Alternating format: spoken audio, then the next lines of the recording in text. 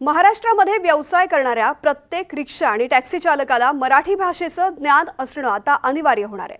राज्य मंत्रिमंडळाच्या बैठकीमध्ये आज मुख्यमंत्री आणि दोन्ही उपमुख्यमंत्र्यांच्या उपस्थितीमध्ये परप्रांतीय चालकांना मराठी मार्गदर्शन पुस्तिका देण्याचा निर्णय झाला।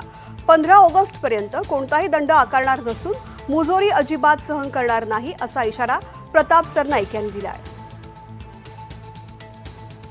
ते प्रत्येक ड्रायव्हर्सना गरजेचं आहे ते जुजबी ज्ञान देण्याचा जो प्रस्ताव कोकण साहित्य परिषदेच्या माध्यमातून आणि त्याचबरोबर मुंबई मराठी साहित्य संघाच्या वतीनं आम्हाला दिला गेला होता आणि त्या माध्यमातून आम्ही हे जुजबी ज्ञान देण्याची पुस्तिका आज प्रकाशित केलेली आहे।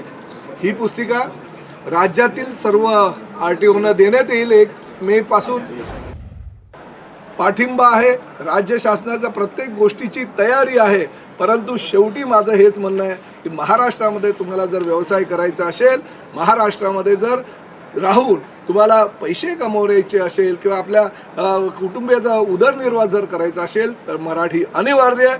महाराष्ट्रात राहायचं असेल तर मराठी कंपल्सरी आहे।